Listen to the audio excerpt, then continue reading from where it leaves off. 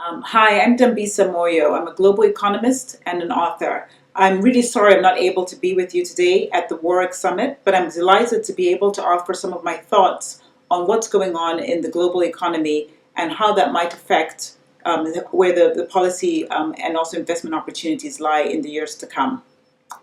So, unfortunately, the current state of the world continues to be of high political and economic volatility. What I thought I would do in the few minutes that I have with you is to speak to you about the three key areas that I think are important for framing the debate about where the world economy is going.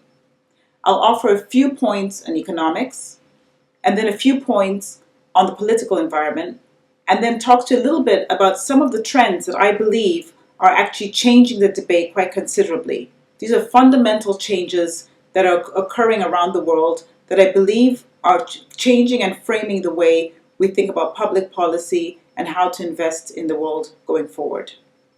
In terms of economics, the IMF may have put it best last year in 2014 when they talked about the World Economic Outlook report about how that the world was not going to be able to achieve the rates of growth that we had seen in the years before the financial crisis of 2008. Since then, and probably true to form, we've seen not just the stalling of economic growth in developed markets, but also in developing countries. In particular, developing countries where 90% of the world's population lives. Today, countries like India, Russia, South Africa, and Brazil, these are populations with at least 50 million people, are continuing to struggle to create economic growth that gets anywhere near the magic 7% number. Of course, 7% is an important number because at the late rate of 7% a year, we're able to double per capita incomes in one generation. The fact that many of these economies are growing around 1%, 2%, and in fact, many are actually now facing recession and contracting is very worrisome indeed.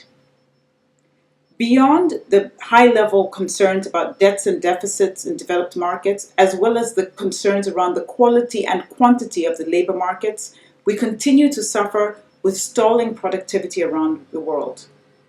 If you take this picture together, issues around secular stagnation have become quite popular terminology amongst economists. Of course, concerns about the global economic picture are now feeding into the political environment.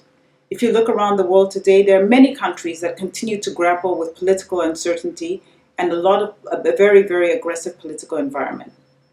Places like Ukraine, but also South Africa and Brazil, and also places in Asia, continue to tinker with this very delicate position of trying to deal with economic challenges on one hand, but the pressures of the political environment on the other. The fact that many people in the emerging markets are under the age of 15 and indeed under the age of 25 makes the situation particularly complicated. In fact, in many emerging markets, 60 to 70% of the population is under the age of 25. Our ability to provide jobs and infrastructure and to trade with these economies is absolutely essential in order to provide opportunities and continue to provide upward mobility for a young population around the world. So the economic and political picture is obviously quite challenging. The question is, why is it different? Because obviously the world has suffered through recessions and booms and busts in years gone by. I would argue that there are at least four things that make the current environment quite different. First of all is the debate around technology. Many people will be aware that technology, on the one hand, makes many opportunities, but on the other hand, has raised a real specter of concern around the opportunity to create jobs. Indeed, there's a long debate now amongst in the political environment, public policymakers, about whether or not jobs will be created or actually destroyed because of the technological innovations that we see around the world.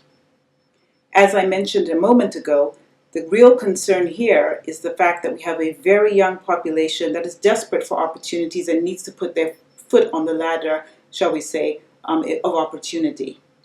The ILO, just a few years ago, estimated that over 85 million young people between the ages of 18 and 25 were out of work.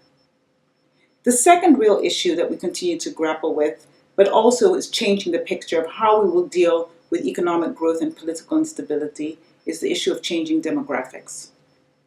Clearly, in the Western countries, they're dealing with not just a quantity issue, but also a quality issue. So, for example, we know about aging populations and how that might place a burden, not just in terms of pensions, but increased pressure on the health budgets. In terms of the quality, PISA, which is the OECD report that comes out every 3 years, has shown that many developed economies continue to underperform in mathematics, reading, and sciences, and are becoming increasingly less competitive when compared against the emerging markets. This is very worrying indeed, particularly given that we desperately need the developed economies to take the lead in things like R&D and sciences in particular, to help solve some of the world's most intractable challenges around climate change and healthcare as examples. Of course, the real issue around demographics is not just one that's about the developed markets only. It also matters for what's happening in the developing markets. And as I mentioned earlier, the fact that the population in the developing markets is skewed to the young means that we have a real onus, but a real challenge of providing opportunities and ensuring that people do not feel excluded from society and feel tempted to join, even in the worst case scenarios, radicalized military groups. The third issue that the world is going to continue to grapple with is around overpopulation and what the implications of that are for natural resource scarcity. Things like arable land, potable water, minerals, and energy are real issues in regards to the fact that they are scarce, they are finite, and they're depleting. At a time where we have seen an incredible increase in the opportunity for people in the emerging markets to have increased buying power and improvements in their living standards, but at the same time, the continual increase in the world's population, which is now estimated by the UN to reach 11 billion people, and only then will we start to see a plateau of the population. This tension creates a tension between the demand side, which I've just described, and the shrinking supply of the natural resources that I listed a moment ago. Finally, aside from demographics and technology and natural resources, we have a real challenge around income inequality. It has absolutely been the case that over the past century, capitalism, in particular free market capitalism, has helped deliver the movement of hundreds of millions of people out of poverty into a better living standard.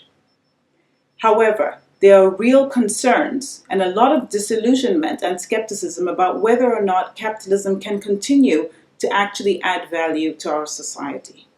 In particular, people seem very concerned, and rightly concerned, about the fact that today capitalism is associated with corruption, but also associated with a widening income inequality. The question is, what can we do to stem the tide?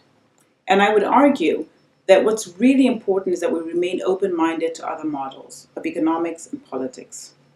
Our ability to create economic growth in a sustained way and to actually be able to produce improvements in living standards around the world is really rests on the fact that we can be open-minded about how the solutions will be sourced, but also how we will be implemented in terms to address these real challenges around the world. In other words, it's really fundamentally important that we do not become dogmatic about what we think the political or the economic policies should be around addressing the slow and low economic growth going forward. I hope you enjoy your conference, and thank you very much for giving me the opportunity to participate. I wish I could be there. Thank you.